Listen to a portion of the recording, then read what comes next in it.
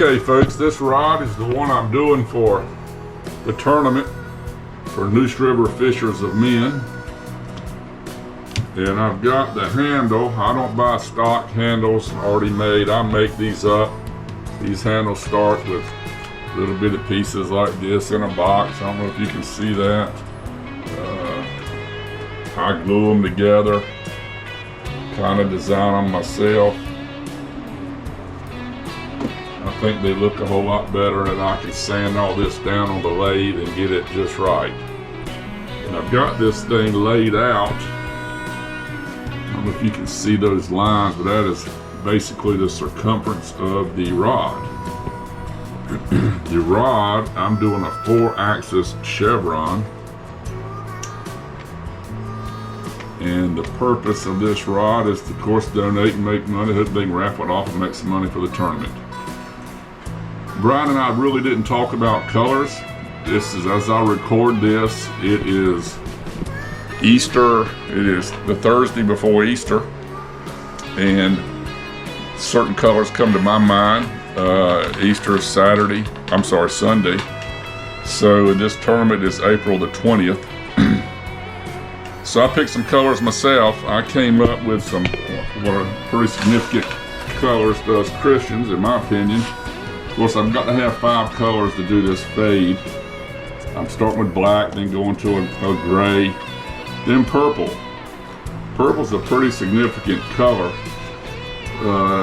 In the Christian faith, it represents royalty, wealth, the sovereignty of Christ. You see that a lot at Easter. I know in our little country church that I go to, we've got a cross in the sanctuary and it's draped with a purple cloth around it. The other color, of course, I've gone to a maroon, then red. Naturally, red is significant because it's the blood of Christ that was shed for our sins. You know, a lot of secular people think that Christmas is our big day. As a Christian, Christians' really big day is Easter. That was the resurrection. That fulfilled that prophecy. Of course, Christ's birthday is what we celebrate on December 25th. Is important, but the prophecy was fulfilled basically. Of course, all that's still being fulfilled, but when he was crucified in the grave for 3 days and then arose. So that's our big day. If that hadn't happened, everything before that would have been a lie. So I'm real excited about this. This is going to be a good cause. I was honored and humbled that Brian would even ask me to do something to help his tournament. I hope it brings in a lot of funds to help some needy family, and all these families I'm sure are well vetted and very deserving. They're people that are just down on their luck due to nothing to do with their own efforts. If it does real well, of course, I'll do some more. If it doesn't, maybe I can help them in some other way. So y'all stay tuned while I get going on this. Okay, getting going here. I'm running my first thread down and hitting my marks. And these are the most important ones. And I'm not going to be able to record every bit of this rod build because it would be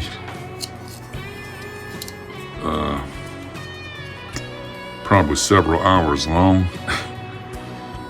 But I will hit the high spots.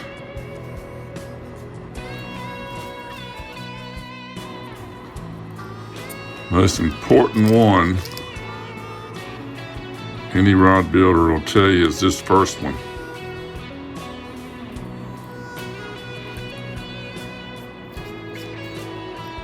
Got a new camera angle I'm trying to work with here, and I don't know that I'm going to be able to pull this all off. It is right in my way.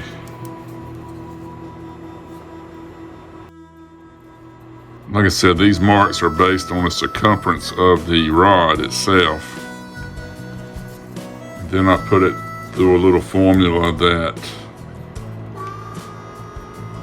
allows for the taper, so that you can have even results all the way down. When you close these chevrons, they got to be pretty, the layout's got to be pretty right.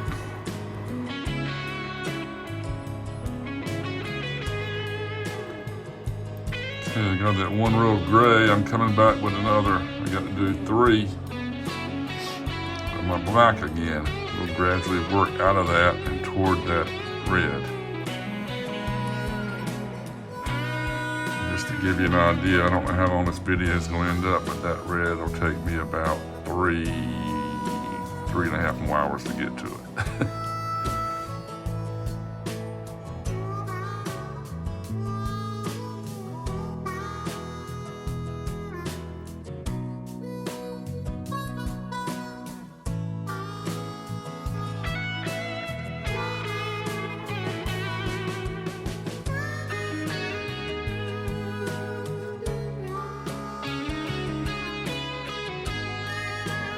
Okay, I'm at the second part. I'm doing 2 of the grays.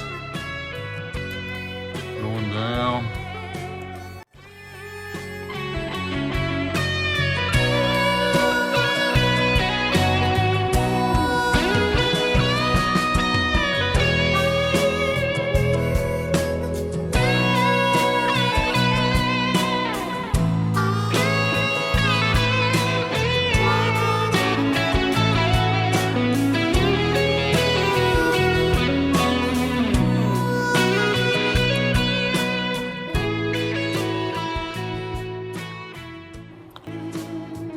Okay, another thread of this maroon. I'm sure I'm going to be fast forwarding through a lot of this. I saw somewhere that the average YouTube video needs to be somewhere between 7 and 20 minutes. So I took that to be about 15. I'll never get it to that. And if I filmed the whole thing, it'd be many hours. So I'll fast forward it and cut out what's not interesting, things like that. So y'all just hang with me till the end.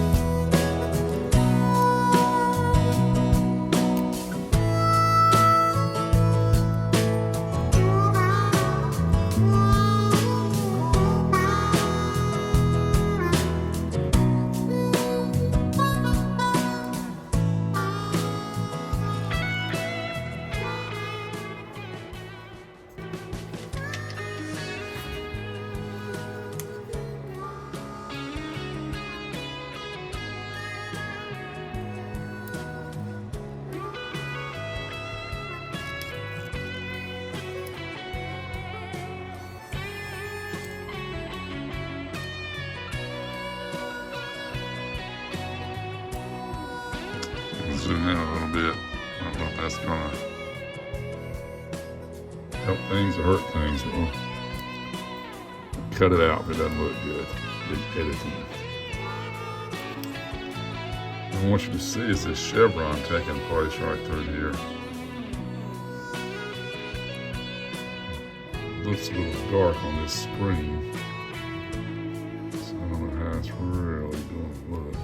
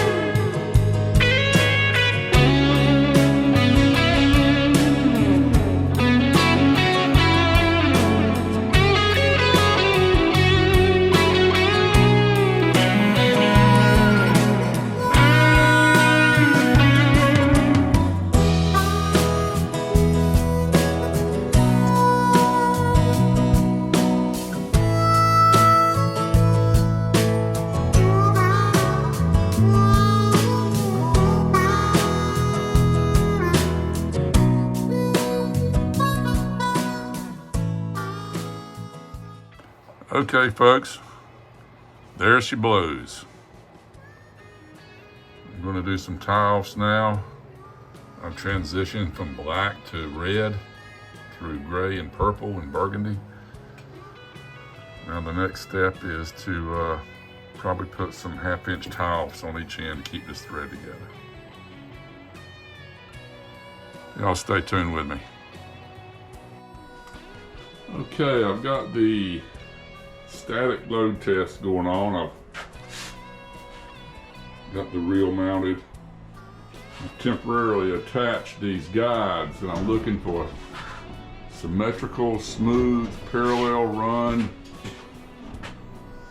with the rod right on out to the tip. This looks pretty good. You can't have it perfect, or naturally you'd have a guide about every inch or two. But I've got 10 guides on here. I like to have one right up here near where the apex is, where it starts to turn. I pull it down, there's one right in the middle where that's at. That evens out the stress on the rod.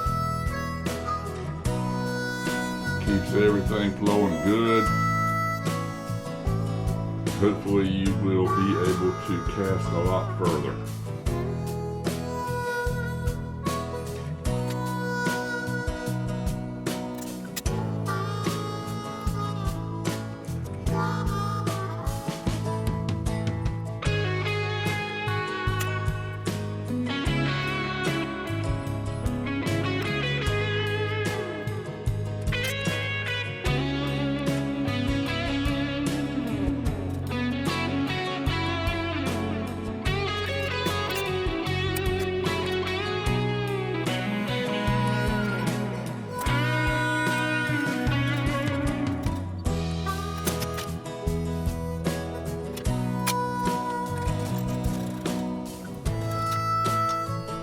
Okay folks, we're just about to get the rod out the door. It's all but finished. The labels are put on. I'm probably going to have another day just from the standpoint of I have to epoxy it. I've got to complete the handle. I've got to sand that down and put some, I usually put some Danish oil on that and maybe a light stain, whatever looks good when we get through. But we're in the short rows. I hope to get this to Brian. Maybe this is the actual Monday after Easter, so maybe in the next day or two I can get this to him. I think the tournament's in April the 20th, so we got some time. Anyway, there's the finished product. I think it came out okay. Thanks for watching, y'all.